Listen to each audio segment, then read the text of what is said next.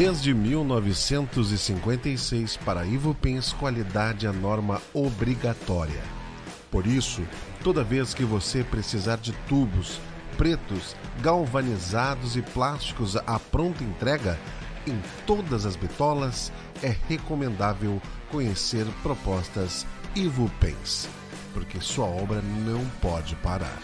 Ivupens, na Presidente Roosevelt, 865, Porto Alegre. Mãos à obra.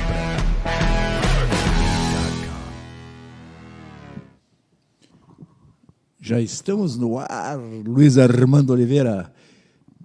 Aqui a gente tem que sempre fazer o seguinte aqui, ó. Bom dia e ou boa tarde e ou boa noite, porque a Rádio Web tem essa maior disponibilidade pro ouvinte, né? Versatilidade. Tu escuta a qualquer hora do dia. A gente tem alguns ouvintes de longe, tá? Em Dubai nós temos um diretor de arte com quem eu trabalhei, que de quando em vez está no bico, em Portugal. Então bom dia, boa tarde ou boa noite. Também. Mas aí para fazer aproveitar o gancho e fazer uma divulgação da nossa marca, bom dia e ou boa tarde e ou boa noite. Estamos começando marketing e ou propaganda na ou a primeira rádio web do Brasil. Luiz Armando Oliveira, nosso convidado de hoje. Cara, eu tenho uma curiosidade, como há muitas pessoas, tá? Vamos começar pelas asneiras. De onde é que é esse apelido Arroz e por quê? Bom, eu pensei que tu fosse ser mais criativo e mais original na pergunta. Não. Mas, enfim, vamos lá. Eu te disse, vamos começar com as bobagens. Tá. Quer dizer, o programa é uma bobagem até o final, né? Na verdade, o apelido vem por causa das minhas habilidades como jogador de futebol. Né? Futebol e arroz. E ou basquete. E aí, então, jogava não tão brilhantemente como jogou o Edenilson ontem, né? E aí, naquela época, isso em 72, 73, no Colégio Anchieta, eles não perdoaram e diziam, isso aí é um arroz jogando bola. E aí, aderiu.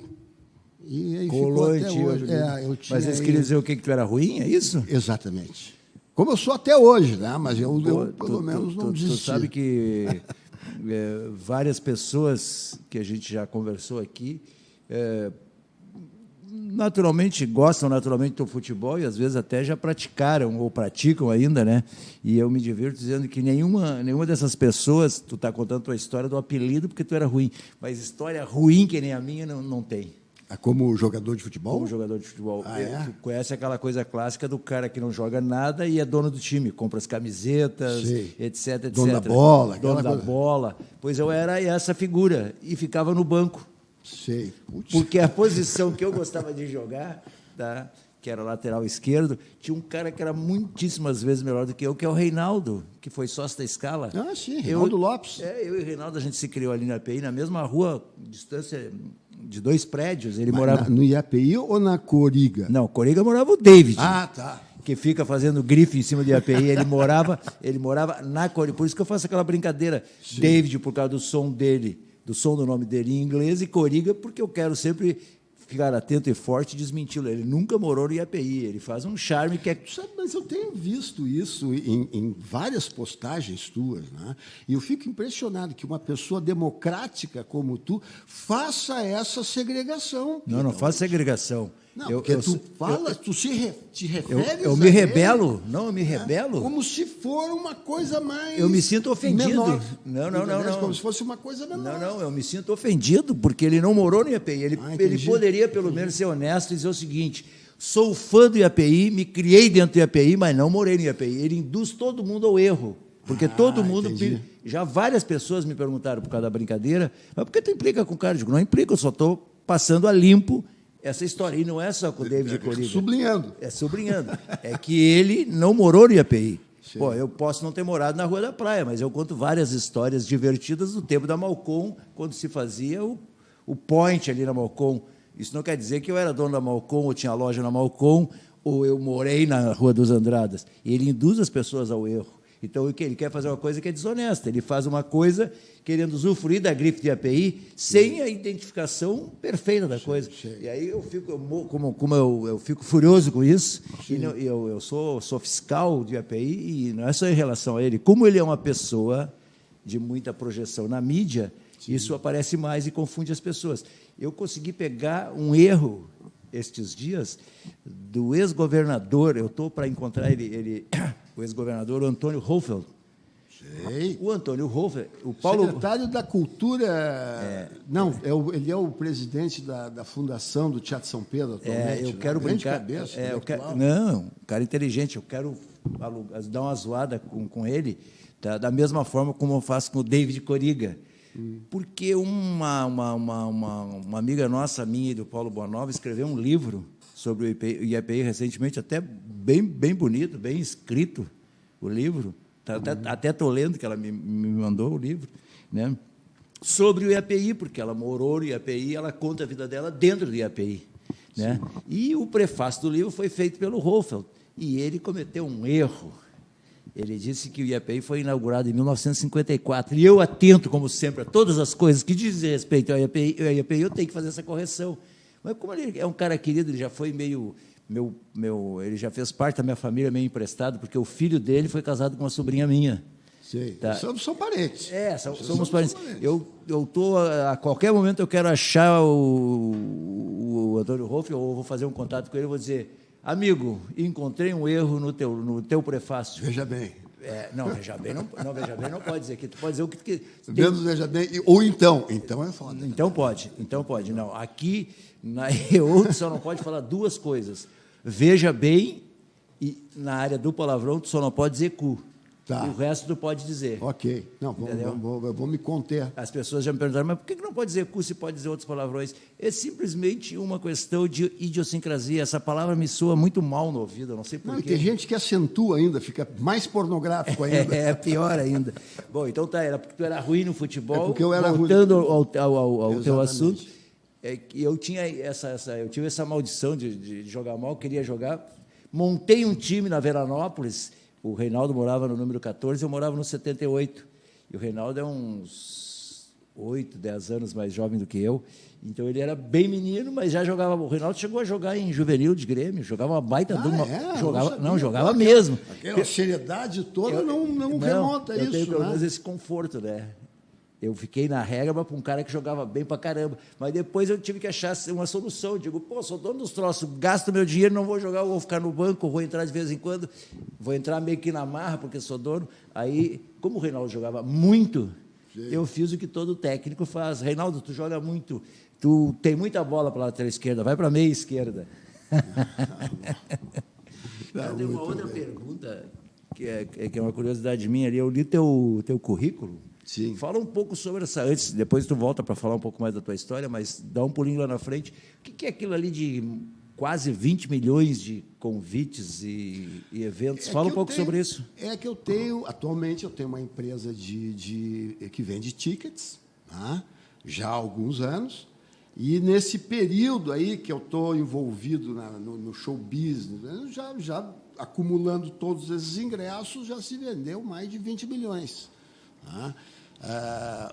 Com o Roberto Carlos, por exemplo, que de 2002 até recentemente, até 2 meses atrás, eu vendi praticamente todos os ingressos nesse período no Brasil. Então, isso aí, tu imagina que cada vez que o Rei faz um show e é sold out, vende um monte de ingressos. Planeta Atlântida, de 2002 até agora, só 2 anos, eu não fiz essa venda nesse período. Né? Então, U2 em 2017, Coldplay em 2017, sem falar em N outros shows aí. Não, que o número é tão expressivo, 20 milhões. É ingresso, hein? É um mote para chamar a atenção também, não. Não, tanto é que eu li teu currículo, algumas coisas eu sei que tu passou por agência, tu passou pela RBS, né? Passei bastante tempo na RBS. Tu passou na RBS... na parte comercial. A gente... a gente mais antigo, digamos assim, a gente não consegue evitar o tempo todo assim de dizer assim, não, nos bons tempos da RBS, é que a gente tem uma memória, tu provavelmente, de uma... Não é que era melhor nem pior, a formatação era diferente, porque a gente viveu o tempo do Gentilini, do Cury, com quem eu tive a oportunidade de trabalhar com os dois, do Madruga Duarte, do Zé Maurício. Do Zé Maurício, também trabalhei com cada um melhor do que o outro, cada um dentro de uma certa especificidade ali na área comercial, mas cada um melhor do que o outro. Zé Maurício, olha, eu já cansei de brincar com ele, cara, que vendedor, que cara convincente, que cara, sabe, na área comercial. O Gentilini, a mesma coisa. Sim. O Madruga também. O Cury também, né? Então, agora é que a relação assim ela é mais fria, né? Não com a RBS, com qualquer empresa. Tu não tem essa proximidade que os caras te pegavam. O Zé Maurício, cara, me fez uma coisa assim inacreditável, o que era a gana deles. Eu acho que aquilo tinha a ver muito provavelmente com o Maurício Sobrinho, né? Que ele era um cara mais caloroso, mais de chegar. O Nelson também tem isso. Né? Mas depois a empresa foi esfriando, foi se profissionalizando assim. O Zé Maurício, quando eu comecei a trabalhar, cara, ele me botou um cara no ar, tá? Eu digo, para mim foi fantástico, mas eu digo, se ele quer isso, é comigo. Cara, tu te lembra da Nova Tramandaí e o Eliseu Padilha? Claro que eu me lembro. Eliseu Padilha lançou Nova Tramandaí, era Cury Padilha, mas o Padilha que tomava conta, o outro era um sócio meio mais low profile. E as vendas não deslanchavam. Aí ele encontrou um sujeito, que já é falecido, Cláudio Ávila, que tinha muita experiência nesse setor. O cara era um vendedor também furioso. E andava meio quebrado pela vida e tal, e não sei o quê, acabou se encostando lá e chegando no Eliseu, e ele não tinha uma empresa, um escritório, uma coisa. Cara, ele abriu... ele pegou sabe que meio quase a empresa dele era quase um desses banheiros químicos no meio da avenida, aquela principal ali de Tramandaí, tá? Na Emancipação. Era um postinho de venda para ter um lugar com uma mesinha e uma cadeira para assinar contrato. Ele começou a trabalhar e não inicialmente para Nova Tramandaí, ele foi ali para pegar os avulsos e tal, e o Eliseu, por essa ou aquela razão, acabou conhecendo o sujeito e contratou o cara, mas o cara estava ainda nesses pequenos... A empresa dele era isso, era Zona Nova, era o nome da empresa. Sim. O Zé Maurício descobriu esse cara e me botou o cara na televisão, cara, Zona Nova. Explodiu a venda. E explodiu a venda. Aquilo foi o gancho para o cara se animar e se endividar um pouco, conseguir um pouquinho de capital e pegou toda a venda. Com isso, ele acabou, com esse impulso que o Zé Maurício deu para ele acabou pegando toda a venda da Nova Tramandaí com exclusividade. Aí o troço bombou e foi embora. E o cara é muito competente. Cara, a RBS, que eu digo, a gente fica com a sensação, mas era por causa da proximidade. Tu te lembra do Alberto Camargo? Claro. O Alberto Camargo tinha estudado comigo no grupo escolar Gonçalves Dias, lá dentro da vila do IAPI. Tá? Aí eu abri uma portinhola aqui perto, aqui na Rua Hoffman. Tá? Eu me lembro da gente lá. Tu te lembra? Claro que eu me lembro. Tá. Eu sou da antiga, né? Tu vê, agora faz parte do Distrito Criativo de Porto Alegre. Exatamente. Mas certamente tu deixaste a tua semência. Vai ver que é isso. Tá? Aí um dia me bate na porta, eu não tinha tido contato com nenhum veículo, com nada, com ninguém. A RBS era especialista em descobrir um cara que tivesse aberto não sei o quê, eles iam lá trabalhar. Aí me bate na porta e vem a menina que estava trabalhando comigo, acho que era eu e mais uma ou duas pessoas. Tem um senhor da 0 Hora aí. Aí eu fui atender o senhor da 0 Hora, todo nervoso, né? Putz, a minha agência recebendo a 0 Hora aqui. Era o Alberto Camargo, com quem a gente com quem eu tinha estudado. Cara, eu digo, que legal, que não sei o que. Até o contato foi mais fácil por causa disso. E aí foi também um empurrão, assim, porque isso te estimula. Tu é um Zé Ninguém naquele segmento que tu está entrando, tá? Vem alguém que já tem uma marca poderosa, que era o grupo que estava se formando. Eu acho que isso talvez tenha sido uma das características que mais fortaleceu a RBS, independente, evidentemente, da competência em programação, em conteúdo, aquela coisa toda. Mas esse relacionamento com o mercado. Naquele momento, era isso que era necessário e era isso que era feito. Né?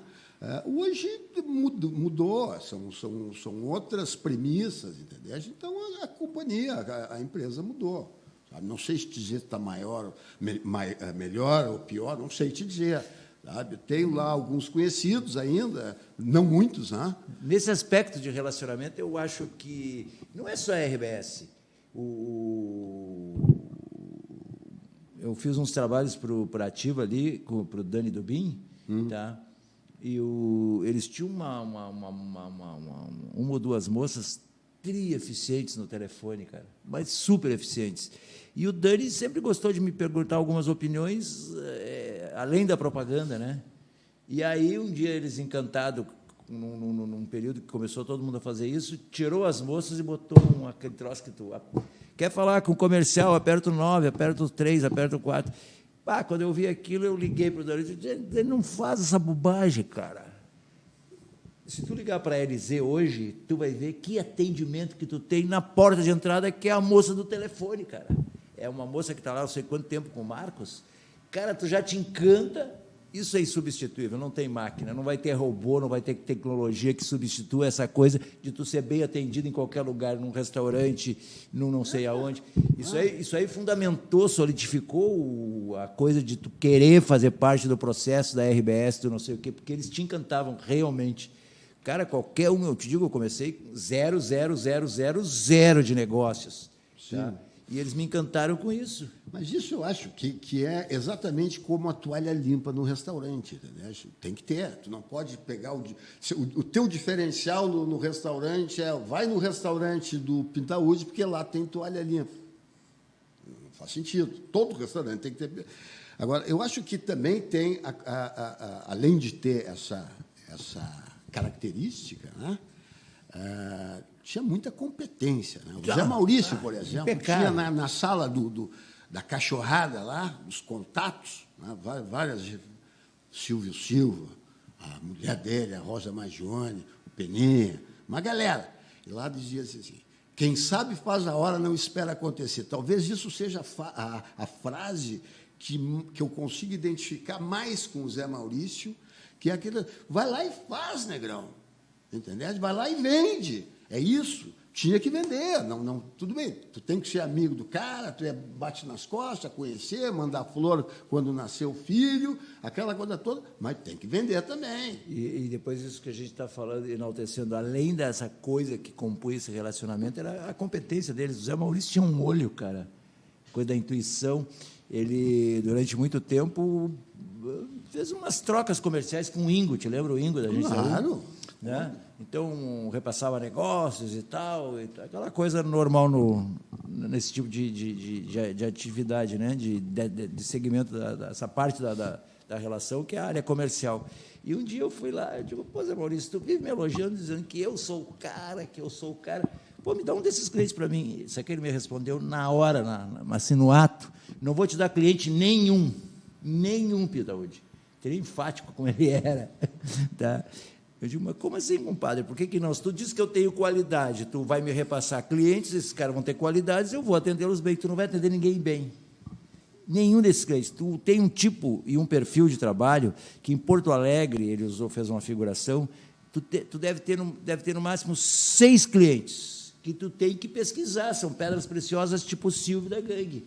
Qualquer um desses clientes que eu me relaciono e que eu passo para o Ingo ou para qualquer outra agência, em 3 meses tu vai brigar com todos. Não vai dar certo. O teu tipo de trabalho não combina. Que era o bate-pronto, assim. O Ingo tinha um outro tipo de proposta, pegava o cliente, trabalhava o planejamento. Deu muito certo a gente é um, né? Muito certo. Né? Ele era isso, assim, ele não pensou 30 segundos para me dar a resposta, isso é uma prova da capacitação dele. Não, mas tu tinha uns clientes legais, assim, que eu me lembro bem, a gangue, aquela... Não, pois é isso que ele quis dizer. Os teus clientes são diferenciados, cara.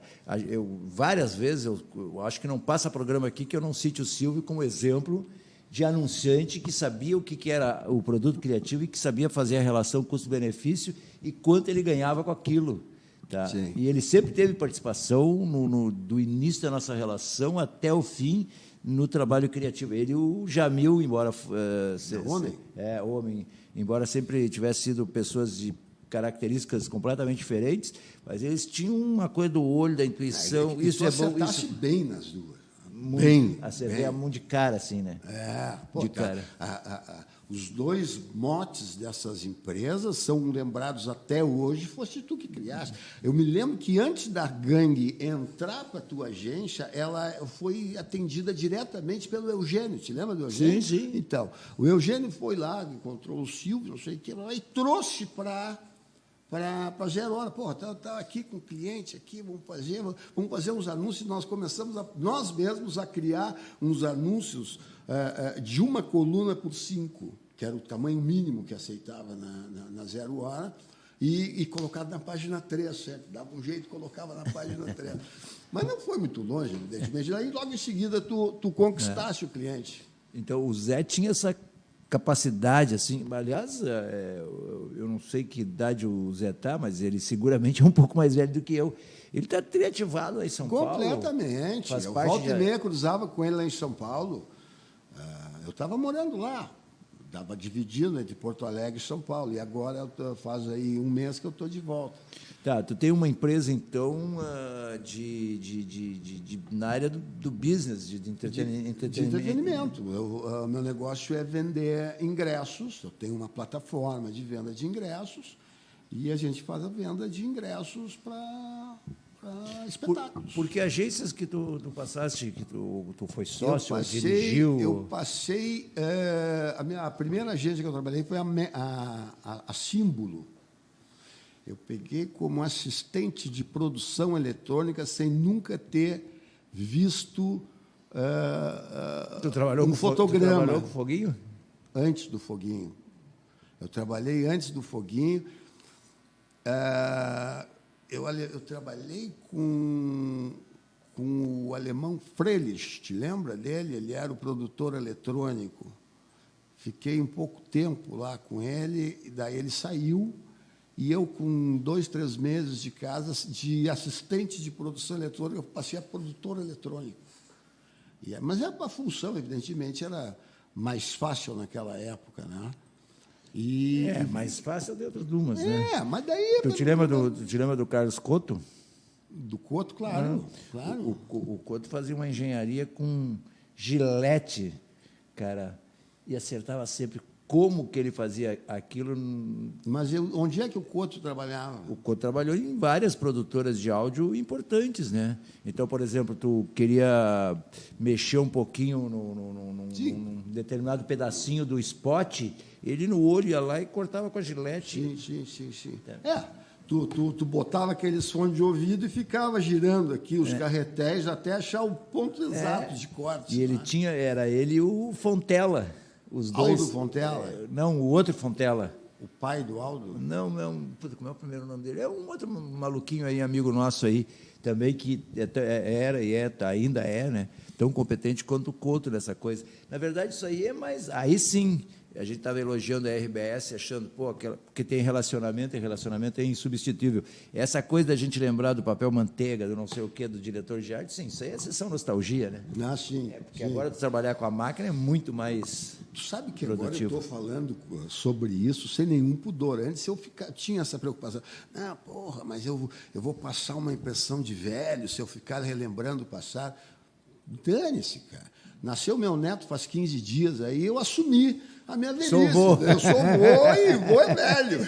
Então não tem mais nenhum pudor em ficar falando, porque era assim, porque o Zé Maurício tinha aquele negócio na sala dele, o Cury dizia isso, entendeu? Foram experiências maravilhosas, professores fantásticos, né? E que não o próprio seu Maurício, que eu tive a oportunidade de conviver, encontrar e conversar e ouvi-lo principalmente várias vezes. E quem na sua atividade viveu legal aquilo que te trouxe até o dia de hoje, tem elementos suficientes para dizer, aqui não é, jogar para frente, pegar aquela experiência, repassar para outros. O que tu estava falando que o Couto fazia, a gente faz na vida da gente. Isso. Então, mas eu tenho reparado que hoje em dia não tem mais muito aí. a gurizada é essa que bate na mesa e pergunta: o que é que tu faz hoje? Eles não têm muito respeito pelo que tu já fizeste. Não. Né? Estão um pouco se lixando. Talvez o mundo, o ambiente agora leve a isso. Tá? É isso que eu ia dizer, é uma coisa mais aberta, ampla, assim, não é uma coisa de não funcionar só naquele detalhe daquela coisa específica daquelas duas pessoas.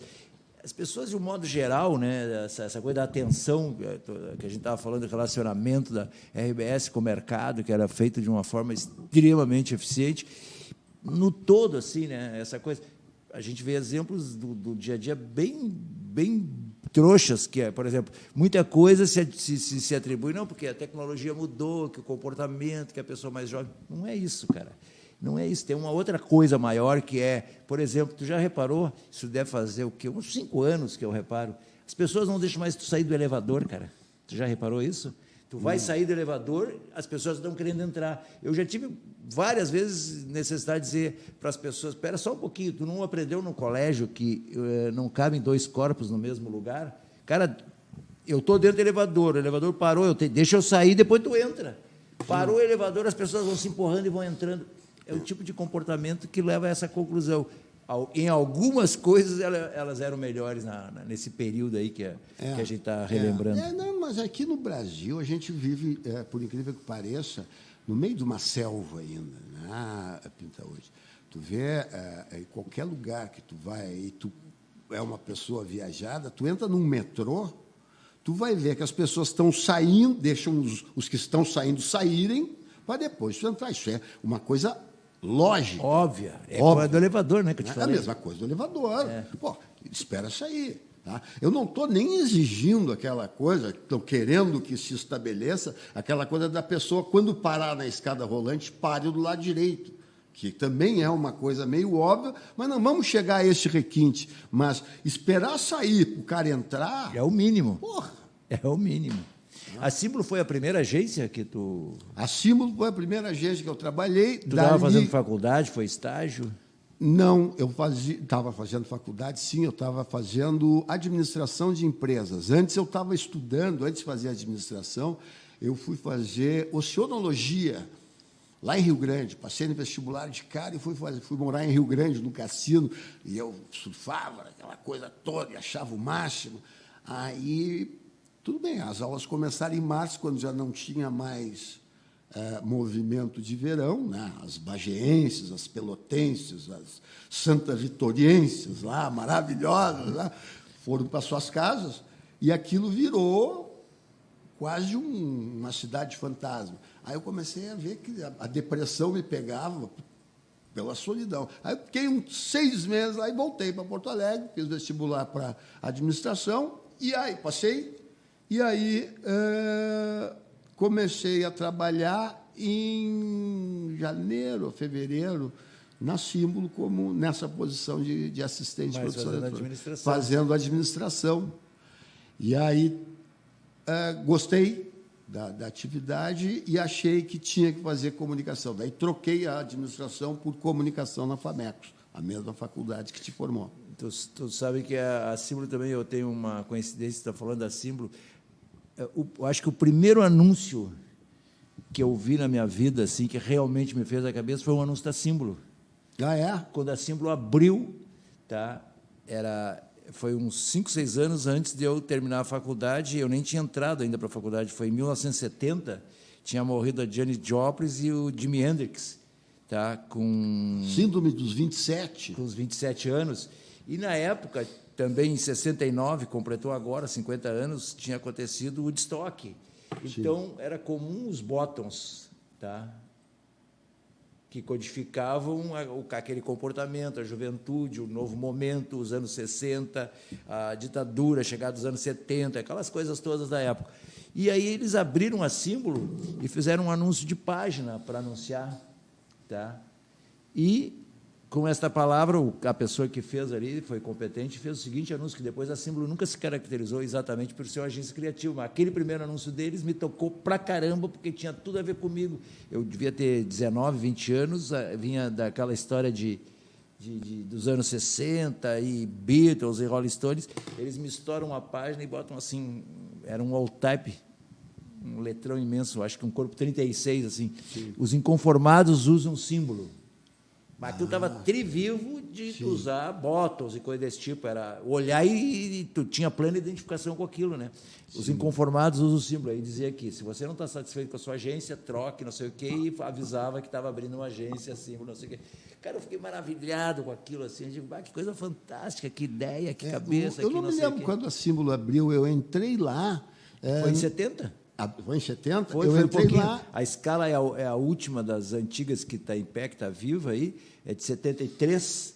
A Símbolo é de 1970. O Daltro tinha vindo da Denison. O Ito cuidava da Quadrant aqui, tinha umas 4 ou 5 americanas que tinham filiais aqui, com cada um desses poderosos aí que depois viraram os seus próprios patrões, cuidavam dessas agências. Um cuidava da Standard, o outro cuidava da filial da Quadrant. O Dalton foi diretor de arte.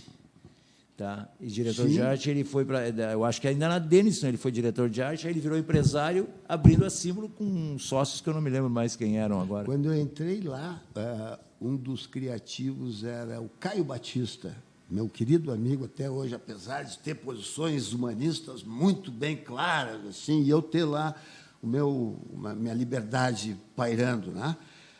Mas continua meu amigo, e o dupla dele era o Paulão. Tu te lembra do Paulão? Eu lembro o nome, eu não lembro da figura. Mas uma figura... Ele fazia fisicamente. Seguia a linha, assim, que eu acho que era comum na época do Wilson Simonal, cabelo mais black power, assim, legal, bacana, gente fina, uma moça de querido, cara. Paulo, criativo, eles faziam uns anúncios bem legais, cara. Outro também, um redator que trabalhou lá, foi o Maneca, irmão do Matico. Que trabalhava na MPM. O Maneca, eu não sei se... Não, na MPM tinha um que era Mitica, ou Matico. O Matico, pelaquela série, junto com o Paulo Bufara, te lembra da Plândia FM? Sim. Lembro. Desculpa. Mas Não, mas pode tossir aqui também. Tá, obrigado. Aí o Maneco criou... Também me perguntou, imagina, em 1982, me perguntou, mas arroz, por que arroz? E aí eu gosto de arroz porque ele soa bem, parece uma palavra de ordem, arroz, feijão, trabalho, educação. E daí pegou. Aí, cada vez que ele me via, ele gritava do outro lado, e tinha o Itamar Gravem, que era muito sério. Sim, Itamar está aí, por aí ainda. Um querido também, né? Mas, na época... A gente jogou muito futebol junto, eu e Itamar. Eu, com menos de 20 anos, eu via o Itamar já, com aquela seriedade, eu morria de medo. Né? Aí o Matico, o Maneco, irreverente pra caramba, gritava lá de cima, arroz, feijão, trabalho, educação. Daí vinha eu correndo, porra, Maneca! Eu também tenho uma pequena história divertida com o Itamar, porque eu abri a Nova Forma nesse período, estou te falando que o Roberto Camargo apareceu lá e tal, eu descobrindo o mundo, né? E eu acho que eu fiz uns 2 ou 3 textos ou coisa do tipo assim. Aí o Itamar me chamou, né? Não estava entendendo bem o que estava acontecendo, o que era aquilo e tal, e ele me disse que eles estavam na Símbolo pesquisando o mercado, atrás de pessoas jovens que ainda não tivessem experiência, não necessariamente estagiário, mas queria alguém que já estivesse trabalhando e tal, e que não tivesse ainda os vícios do mercado, da coisa de criação. Aí ele me perguntou, eu fiquei lisonjeado com aquilo, ser chamado de cara assim, então, há 6 meses no mercado, e aí ele me perguntou que agência era essa, né, a Nova Forma. Aí eu não quis dizer que era minha, porque ele estava me convidando para trabalhar lá, e eu quis ficar com as 2 possibilidades, continuar com a agência ou, de repente, vai ver que proposta é essa, pode ser que eu já desista de ser empresário, né? Aí, na hora, eu tinha tido experiência na área de vendas no ferro e aço, em produtos siderúrgicos, né?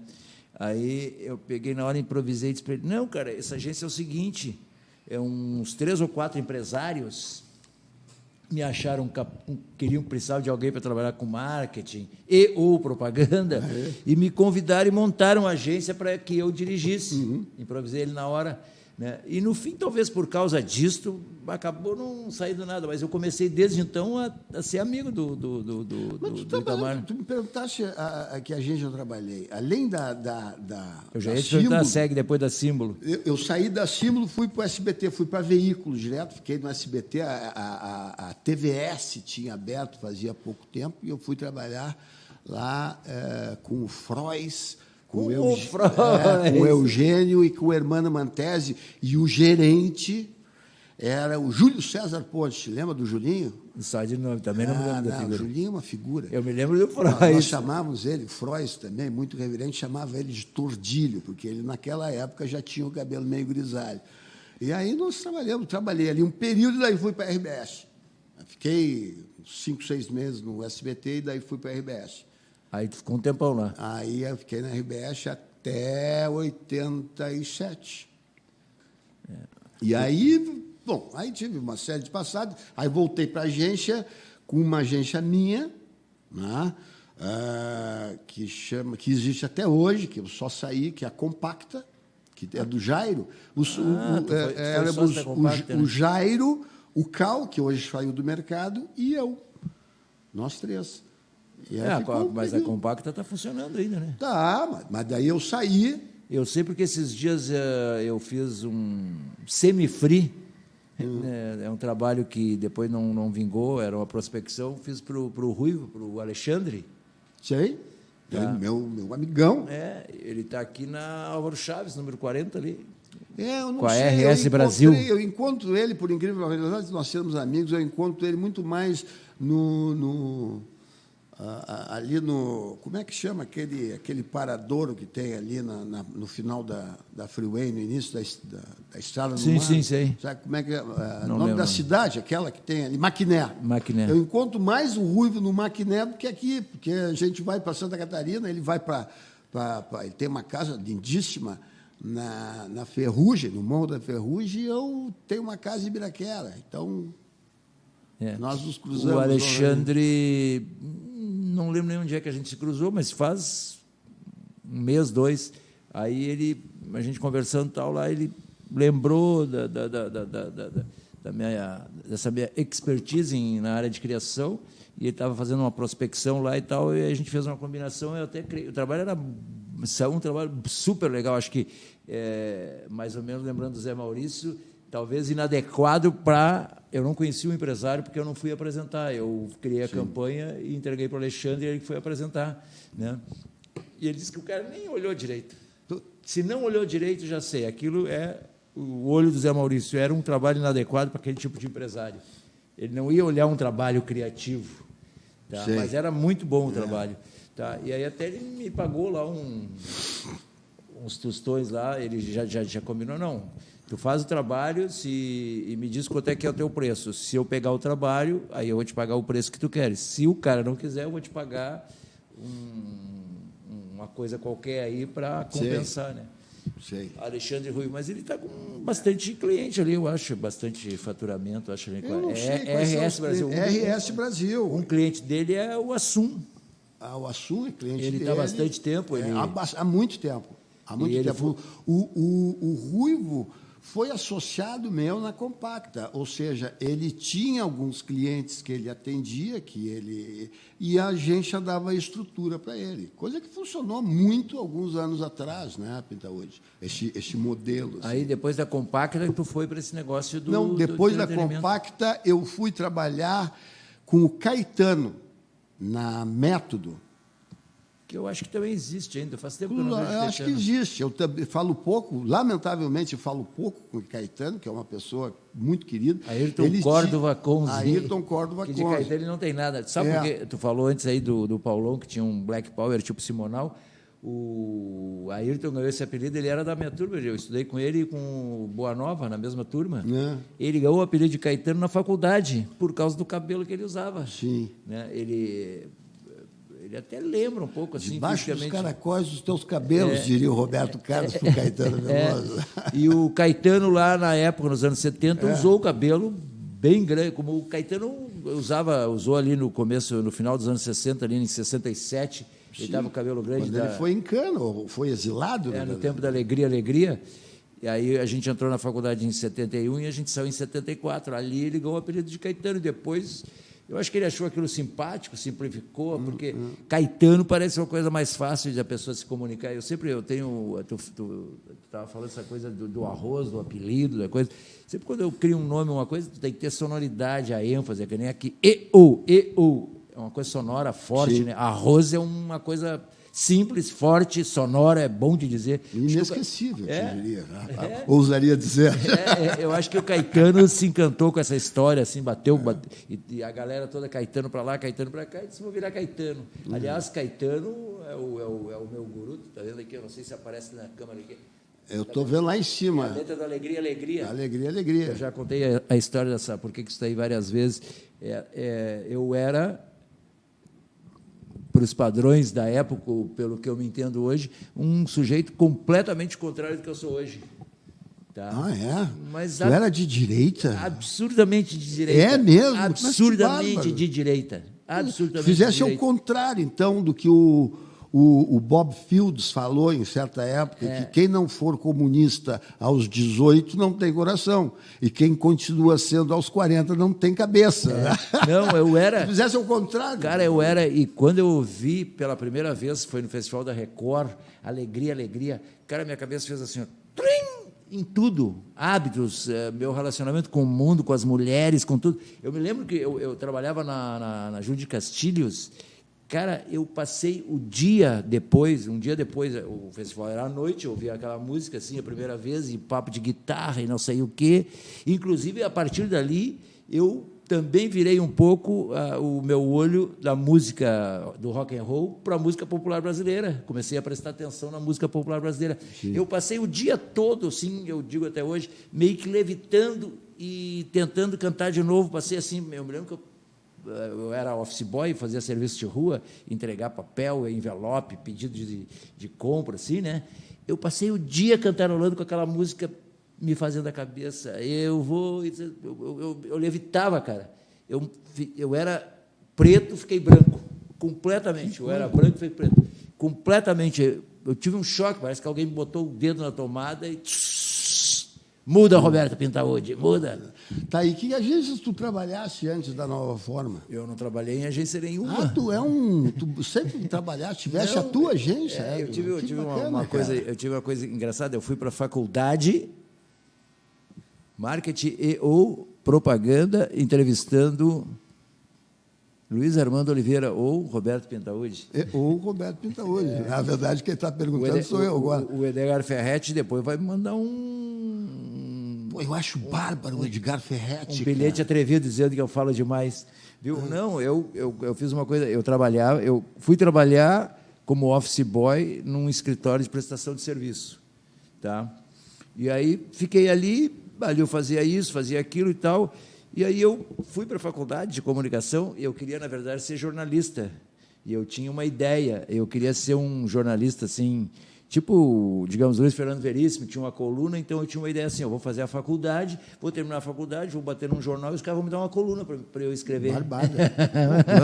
Plano fantástico. Eu queria ser o David Coriga. Tá certo. Vou ter uma coluna. Vai ver que é isso que te... A minha bronca. A tua bronca. Aí... A Famecos, à época, todos os professores eram só os kids da propaganda, então.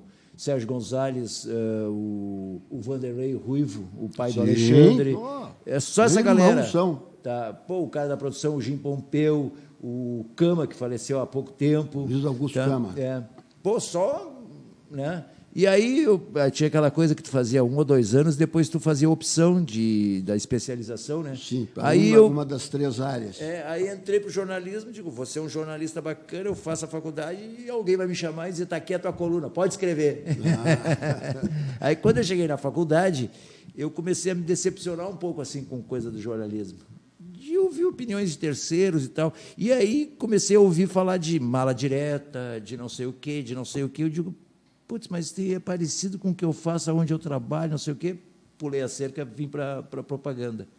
E aí fiz propaganda, e quando eu estava em 74, de 74 para 75, eu conheci um super diretor de arte, um ilustrador, desenhista, o cara é fantástico até hoje. Tá? E aí, estava na faculdade ainda, eu olhei para o cara e disse, cara, vamos fazer uma agência. Ele disse, eu não quero fazer agência, eu não quero ser proprietário, eu não sou, não, o cara era ilustrador mesmo. Sim. Aí, olha o absurdo. Aí eu peguei, na época, para te fazer uma limitada, tu tinha que ter 3 sócios. Tá? Aí, um sócio seria eu. Peguei o nome da minha irmã e peguei o nome dele. E fiz um contrato, tá? Sim. E cheguei lá no escritório dele, onde ele trabalhava com o irmão dele, e disse, cara, tá, tu não quer ser sócio, tal, mas é o seguinte, me empresta teu nome aí, e fiz ele virar sócio. Tá? E ele trabalhou uns pedaços de tempo comigo. Tá? Aí eu descobri uma menina para fazer estágio, para fazer direção de arte e tal, e aí fiz agência. Eu, durante muito tempo, eu podia dizer, hoje tem um pessoal da Bistrô, eu acho, que tem as mesmas características, saíram da faculdade e fizeram uma agência. Eu, durante muito tempo, vendi a meu favor o fato de que eu tinha reinventado, e a Maria Augusta, que foi minha sócia, também, ela entrou na Nova Forma para fazer estágio e nós ficamos juntos, casamos e ela virou sócia. A Augusta não trabalhou eu tive atividade nesse escritório. A Augusta, nenhuma atividade em nenhum outro escritório. Já direto na Nova Forma? Direto na Nova Forma. A gente estava na Hoffman, aí a agência começou a crescer, e aí a gente reinventou a roda várias vezes, né? Porque as experiências anteriores te ajudam a fazer correção, e a né? Augusta é de uma competência ímpar. Né? É impressionante. Eu sou fã de carteirinha. Eu também tanto sou fã, que eu te comentei ali fora do microfone, a Maria Augusta, dia 13, sexta-feira 13, ela estreia aqui na EO. Para ela não é empecilho. Não, tem muito conteúdo.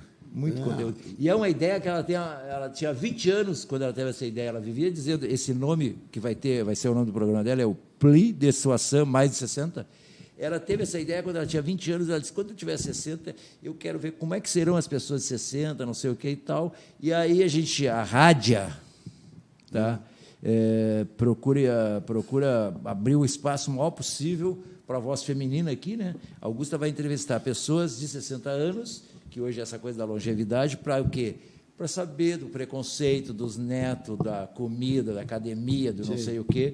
Vai estrear dia 13, a Maria Augusta. Então, aí eu fui fazer a agência, em 74, 75, e durante muito tempo eu usei essa bandeira. Eu sou o único cara que saiu direto da faculdade, fez uma agência de propaganda e deu certo, e uma agência com espírito criativo. Ou deu certo.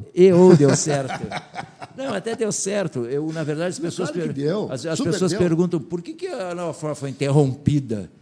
Cara, eu não exatamente quebrei ou não deu certo. Eu nunca me considerei, não tenho essa habilidade de ser um grande empresário e um administrador. Mas eu fui roubado, cara. Em 98, eu participei da campanha do Olívio. Como consequência, eu peguei um pedaço da conta do Banrisul. E o Banrisul tem um tipo de contrato que é o seguinte, todo o dinheiro do Banrisul, inclusive dos veículos, eles fazem o contrato com a agência. Eles não fazem contrato com terceiros. Então, tu recebe ali, se a verba era 250 mil para botar na RBS, tu recebe aqueles 250 mil e aí tu vai repassar para o veículo. Retendo a tua comissão. Retendo a comissão. O Banrisul até hoje é assim, que eu saiba, não sei se eles alteraram. E eu fui ali em 2002, 2003, tá, aquele volume de dinheiro que não era nosso dentro da agência, sumiu 250 mil, exatamente 250 mil. Caramba! Sumiu não, meteram a mão, né? Aí vasculha daqui, vasculha dali, aí a pessoa responsável, pois é que não sei o quê, pois é que eu não sei o quê. Veja bem, veja bem, pega e me largou, veja bem, e não sei o quê, aí eu comecei a ir atrás do assunto, no segundo ou terceiro dia ela sumiu.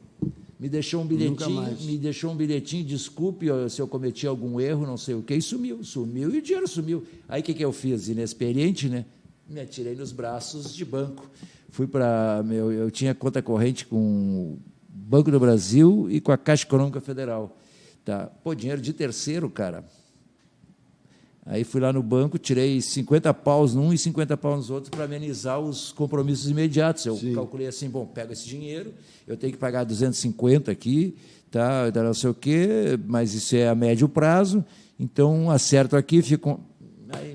Aí fudeu geral, porque, cara, tu te preocupar em pagar a conta, eu aprendi uma coisa, que espírito criativo nas ciências exatas funciona para caramba, tá? Isso eu aprendi.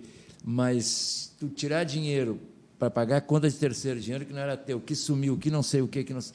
Aí começou a degringolar, e vai um cliente embora, e tu começa a não entregar mais, e vai outro, e vai outro, e vai outro. E eu fiz dei outra mancada, porque como a situação foi piorando, tá? Eu não tinha espírito de sacanagem, eu não ia aprontar para ninguém. Mas, de qualquer forma, para encerrar, eu devia ter feito o seguinte: pega lá um papel, tá, tem até tal prazo, vou fazer isso, entrego aquilo, vendo aquilo. Não, eu cheguei num dia determinado de abril de 2009, cheguei em casa e disse para minha mulher: não vou mais trabalhar hoje, não vou.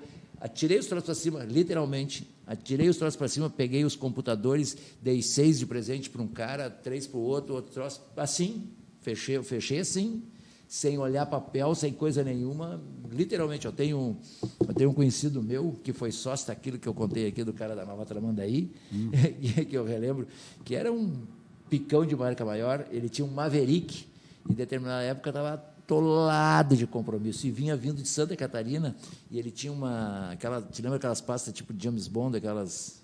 Sim. Foi moda um tempo. 007. 007. Ele disse que fez o seguinte: vinha voltando de Santa Catarina no Mavericão dele, lembrou das contas a pagar e tal, pá, o que eu vou fazer? Disse, já sei o que eu vou fazer. Estava ali na velocidade máxima que o Maverick permitia, ele abriu a 007, abriu assim, os papéis tudo voando. Ele disse, me livrei dos compromissos. Eu fiz um troço mais ou menos desse tipo em 2009. Aí bati cabeça para lá, para cá, tentei fazer isso, tentei fazer aquilo e tal. Eu tenho um pouco de dificuldade de trabalhar em lugar que não seja meu, porque eu fui habituado, porque esse escritório que eu trabalhei originalmente, eu fiquei dono dele porque depois de 7 anos o proprietário faleceu e eu assumi ao natural. Então eu sempre tive um espírito meio assim ao natural, de empreendedor, de não sei o quê, de fazer as coisas pela minha cabeça, de acordo com a minha ótica, como eu enxergava o planeta, os negócios. Então eu passei lá pelo Gil, lá pela Vossa, Sim. Passei lá pela I-21, mas tive que pedir demissão porque eu me sentia tolhido. Não fica à vontade. Não era aquele troço que eu tu fazia. se tu não está tão à vontade, acaba não tendo exatamente essa coisa que é característica tua, que é a espontaneidade. Né? Tu perde a espontaneidade. Lá na Vossa, eu não sei se eu fiquei 4 ou 6 meses. Cara, eu não fiz absolutamente nada. Eu fiz uma frase que eles aproveitaram. Quando eu pedi demissão, o sócio do Gil, na ocasião, disse, mas por que tu vai embora e tal, e não sei o quê? Disse, cara, vocês não querem o que eu faço aqui. Porque o Gil tem um misto lá de atendimento, de criação. Ele não queria diretor de criação lá. Ele não quer até hoje. Tá? Eu digo, cara, vocês estão botando dinheiro fora. Eles me pagavam R$6.000 por mês. Eu digo, vocês estão botando dinheiro fora, cara. Eu não fiz nada aqui, nada. Aí isso aqui ele me disse, até foi uma coisa elogiosa. Ele disse, tá, mas tu tem uma coisa muito boa aqui para nós, que é o exemplo que tu dá por causa da tua experiência. Eu digo, como exemplo? Por causa daquelas coisas básicas que os empresários adoram, que assim, eu, para ir no banheiro, pedia licença, se eu chegasse atrasado, se eu não sei o quê. E ele disse, porra, isso aí é bom para essa galera nova aprender como é que uma pessoa que está submetida a determinadas ordens deve se comportar. Né? Eu digo, pois é, cara, mas tu vê... Regras de convivência. Eu disse para ele, cara, eu tenho uma facilidade para fazer isso, porque eu já estive no teu lugar várias vezes, eu ficava em pânico com quem não cumpria com as suas... Com o ritual. Com o ritual, com as premissas que tem que ter numa relação patronal e tal. Então, eu faço isso ao natural. Para mim, tem que cumprir horário. Se o horário está estabelecido, tem que cumprir. Senão, não estabelece horário. Sim. Vem cá e dá uma carga horária, a hora que eu quiser, eu cumpro. Foi mais ou menos assim. Aí, então... Aí fui por aqui, fui por ali, acabei aqui mas que hora tu tens aí, cara? Não, aqui são quase 2. Só uma observação antes de nós terminarmos. Não, eu não vou terminar, eu preciso dizer o nome do nosso patrocinador aqui. Por favor, fica à vontade, pelo amor de Deus. Vou te fazer uma recomendação. Quando tu precisar de tubos plásticos, tu sabe por que existe a palavra tubos? Não sabe. Não sei. Não, é porque antes de existir tubos plásticos Tigre, que é a marca pioneira que lançou no Brasil o tubo plástico, só se conhecia cano galvanizado, que era o cano de ferro, cano galvanizado. Que ferrugem, aquela coisa toda. Aí a Tigre, quando lançou o tubo plástico, uma das coisas que o marketing fez foi criar a ideia de que, para não confundir com o outro, Tigre é tubo, cano é o galvanizado. É uma jogada mercadológica. Então. De marketing isso aí. É bem legal. Do seu João Hansen.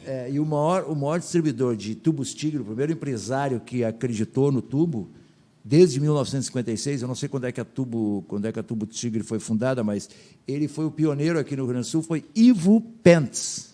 O seu Ivo está com 90 anos trabalhando lá na empresa dele ainda, tá? Na Presidente Roosevelt 849.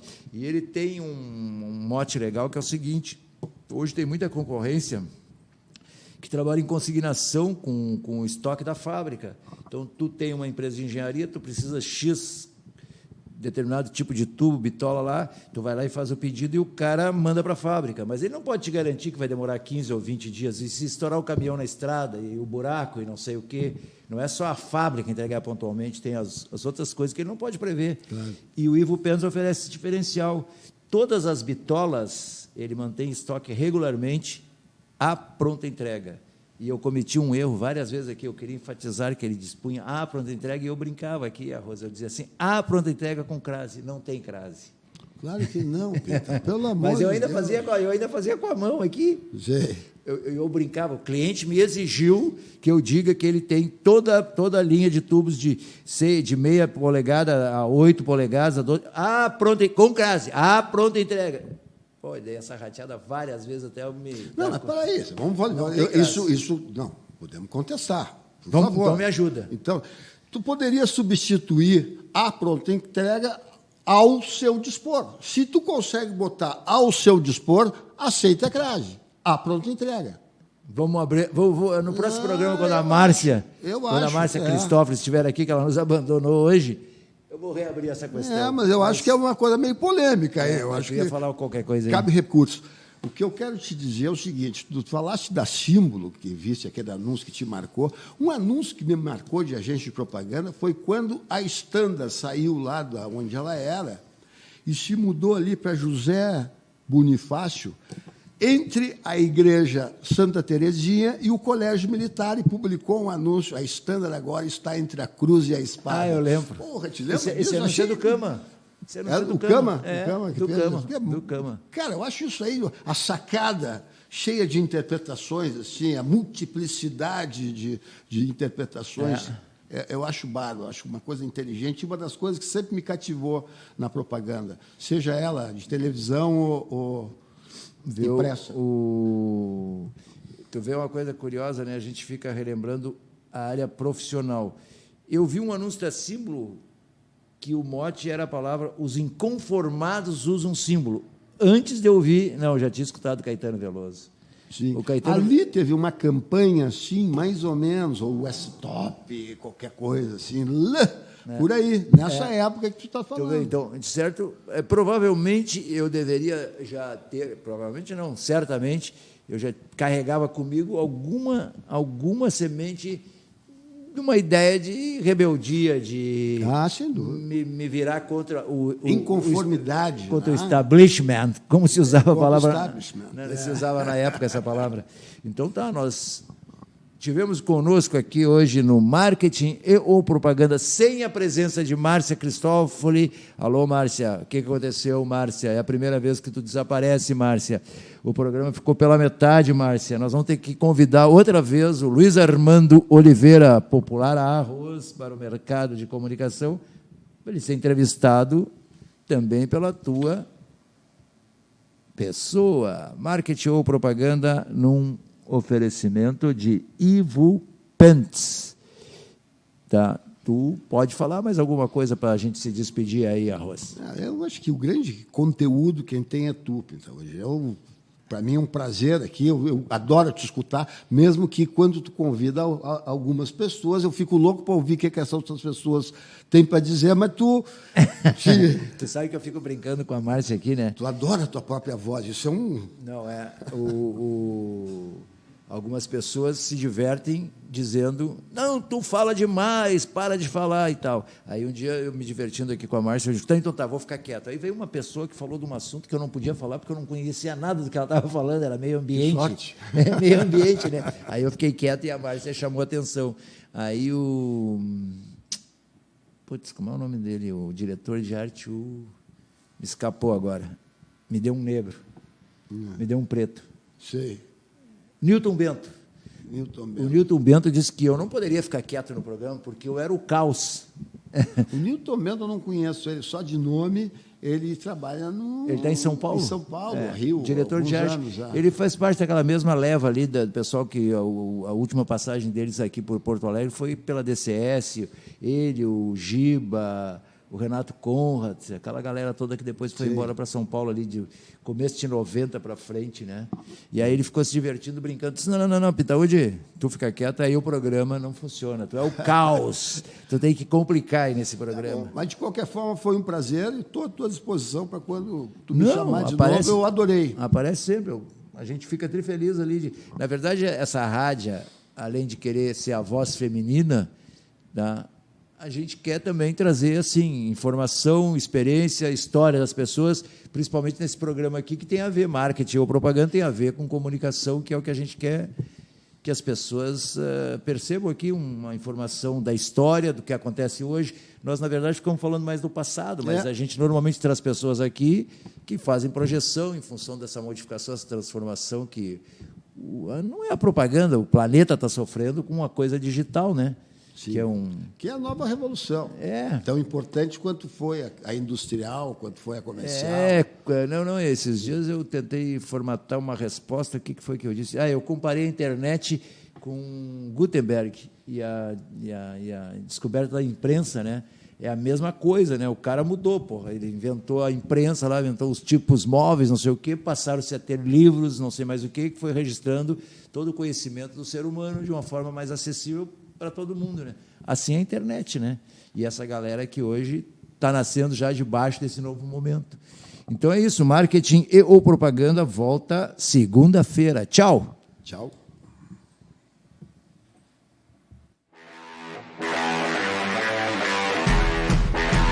Desde 1956, para Ivupens, qualidade é a norma obrigatória.